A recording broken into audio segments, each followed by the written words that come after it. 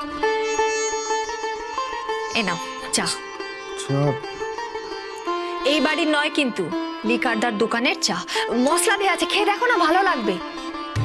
কিন্তু এসব করার কি দরকার ছিল? বারে জামাই এসেছে বলে কথা, একটু আদর যত্ন করতে হবে না?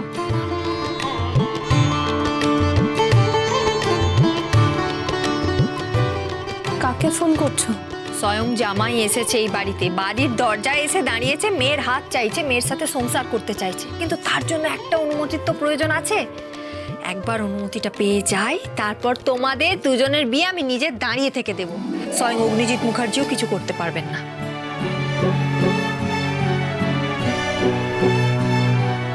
হ্যালো, গীতা বলছি। হ্যাঁ নাথবাবু, আমার নাতিটা কেমন আছে রে? ও ঠিক আছে তো?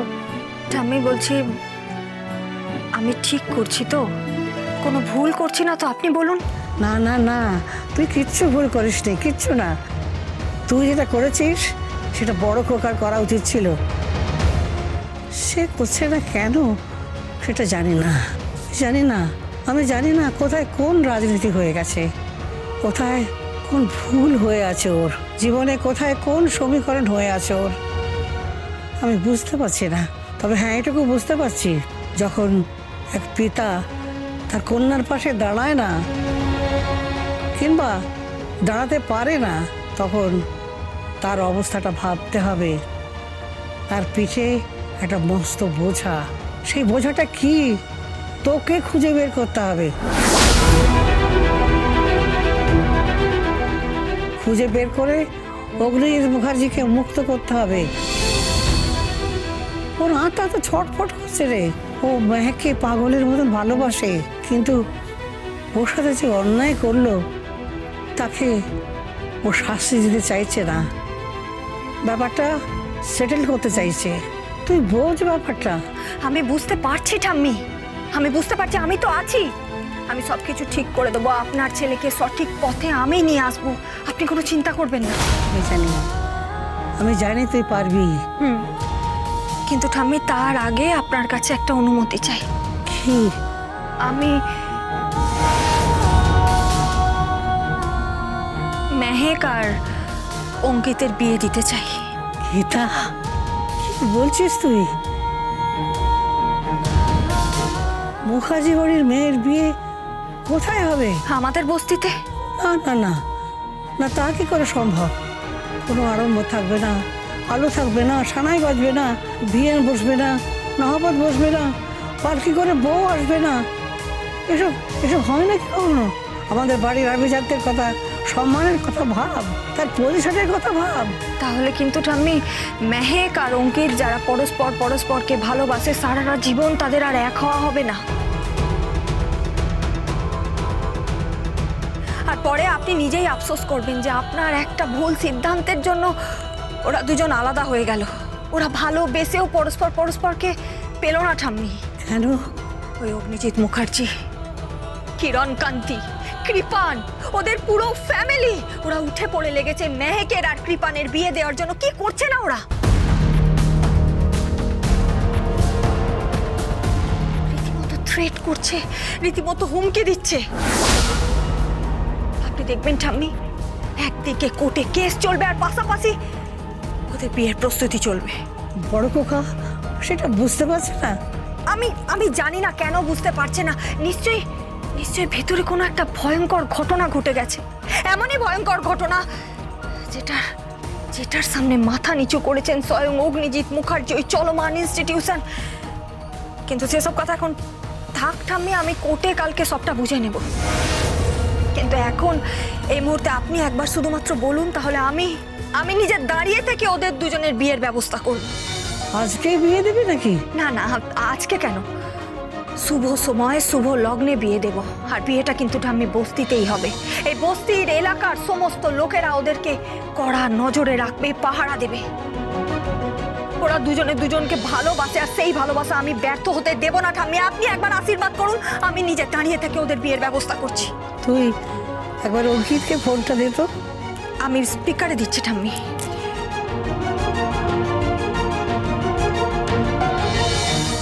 অঙ্কিত, হ্যাঁ ঠাম্মি বলো। তুমি মেহেককে ভালোবাসো?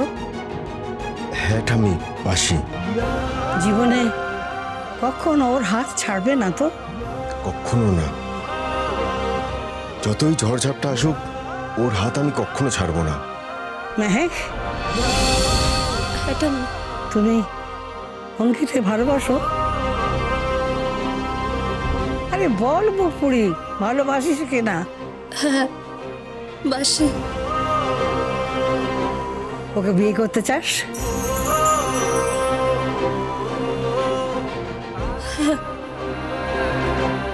দেখ, বড় ঝড় উঠবে কিন্তু, অনেক বড় ঝড় উঠবে। তোর বিরুদ্ধে থাকবে ওই কৃপান, কিরণ কান্তি, কাব্বা, রতি, তোর বাবা, পরমজিৎ, সবাই কিন্তু থাকবে।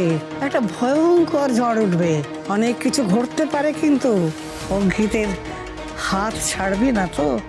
না ঠাম্মি, ছাড়বো না। বেশ, তাহলে গীতা, হ্যাঁ ঠাম্মি। তোমার উপর দায়িত্ব দিলাম। অ্যাডভোকেট গীতা LLB হয়ে তুমি যেমন কোর্টে লড়াই করবে, তেমনি এ বাড়ির বউ হয়েও তোমার আরেকটা লড়াই শুরু হলো আজ থেকে। কৃপানের হাত থেকে বাঁচার জন্যে অঙ্কিত আর মেহেকের গাঁটছড়াটা বেঁধে দিস। ওদের সামনে দাঁড়িয়ে থেকে বিয়ে দিস। আর এই ব্রজবালা মুখার্জি যাবে আশীর্বাদ করতে। ব্যাস, আপনি নিশ্চিন্তে থাকুন ঠাম্মি, কেউ কিচ্ছু করতে পারবে না, কিচ্ছু না।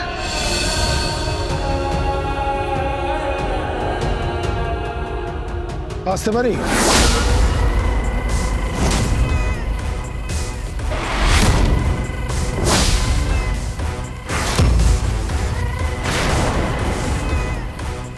কি ব্যাপার, ধীমান সেন এই বস্তিতে? নিজের এয়ার কন্ডিশন ঘর ছেড়ে, নিজের এয়ার কন্ডিশন বাড়ি ছেড়ে, নিজের এয়ার কন্ডিশন গাড়ি ছেড়ে, নিজের এয়ার কন্ডিশন অফিস ছেড়ে এই বস্তিতে তা কি ঘামতে এসেছেন নাকি? এই গীতা, ঠিকই বলছো অ্যাডভোকেট গীতা LLB। এখানে আসার পর মনে হলো কোন ভাগারে এলাম। ঠিকই বলেছেন। এই ভাগাড়ে আপনি কি করছেন তা বলি, শকুনেরা তো ভাগাড়েই আসে। এই মুখ সামনে কথা বলো। আপনি মুখ সামলে কথা বলুন। এই, তোর ওই উঁচু গলাটা কোর্টের জন্য বাঁচিয়ে রাখিস? তাই নাকি? কোর্টে গিয়ে তো আমি আইনের ভাষা বলবো, সেখানে আমি ডেসিবেল মেপে মেনটেন করেই কথাটা বলবো, কিন্তু এখানে যে ভাষাটা আমি বলবো। কি করবে তুমি? জানো বাইরে গাড়িতে 4-4টে বাউন্সার বসে আছে, ডাকবো? ডাকুন, ডাকুন না। এই ভজন মিত্তির আর ওই ঘোষাল বাবু খুব ভালোভাবে জানেন যে কোর্টের ভেতর আমার মুখ চলার, কোর্টের বাইরে হাত চলে। এমন মার মারবো না, পুরুষ আর অহংকার একদম ঘুচে যাবে।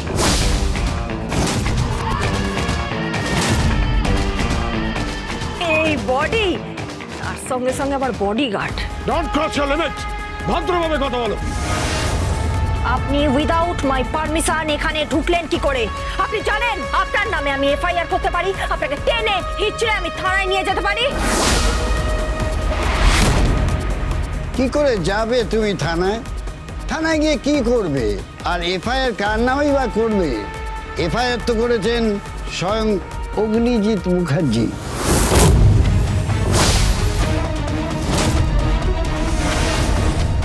কি? এই নোটিশটা পড়ে নিন।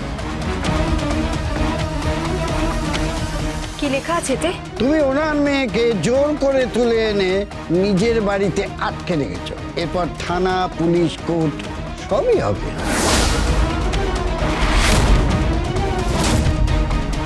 কে করেছে এই কেস? তো শ্বশুর মশাই রে, বালতির বেটি বদনা। এই ভজন মিত্তির, সামলে কথা বলো। তোমাদের মতো উকিলদেরও না একটা মরাল আছে, তোমাদের মতো পেশাদার মানুষদেরও একটা মরাল আছে। একদম বেশি কথা নয়, এমন পেটাবো না, পেটাতেই থাকবো। একদম ছোটবেলার মরাল শিখিয়ে দেবো।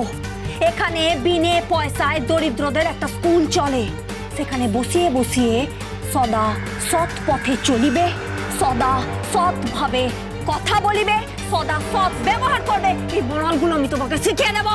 You're going too far. Don't cross your limits. 24 ঘন্টার মধ্যে মেহেককে ওর বাড়িতে পৌঁছে দাও, নাহলে কিন্তু তোমার বিপদ বাড়বে। কেস লড়ছেন স্বয়ং অ্যাডভোকেট অগ্নিজিৎ মুখার্জি, আর এই এফআইআর লঞ্চ করেছে মেহেকের পরিবার। আমি বিশ্বাস করি না। আমি বিশ্বাস করি না, আমি বিশ্বাস করি না। আমার পাপা কোনোদিনও গীতাবতীর বিরুদ্ধে কেস করতেই পারে না। এই আজে বাজে কথা বলো না, চুপ করে থাকো। আমি বলি কি, এটা সহজ সলিউশন আছে। তুমি একটা কাজ করো, তুমি বরঞ্চ আমাদের সাথে বাড়ি ফিরেছ, আমরা তোমাকে যাওয়ার সময় একটু জব করে দিই, তাহলে কেস মানে কোর্ট কাচারি কেস কিছুই হবে না। হ্যাঁ, নিজেদের মধ্যে আন্ডারস্ট্যান্ডিং করে সেটেলমেন্টটা করে নি, তাতে যদি কিছু খরচ খরচা হয় দিয়ে দেওয়া যাবে। হো দালালি করছো না? ওকালতি ছেড়ে এখন দালালি করছো, তাও আবার এই ইমান সেনের হয়ে। এই অনেক বড় বড় কথা বলছো অ্যাডভোকেট গীতা এলএলবি, আর তোমার কথাগুলো খুব Gita LLB